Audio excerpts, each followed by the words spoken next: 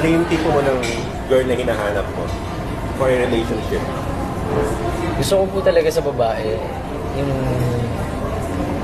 simple lang, simple lang. Ayoko yung parang ma-makeup, yung pabebe. Simple na. Ay.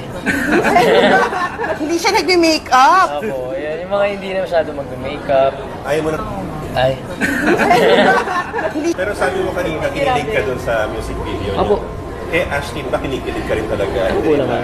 Opo naman. Hindi naman po natin maiiwasan na kiligin kay Ashton, syempre. Eh, ang lakas ng Ashlyn talaga. Talagang may chemistry kayong dalawa eh. Okay. Salamat po. Si Ashton. Kilala mo sa kanya.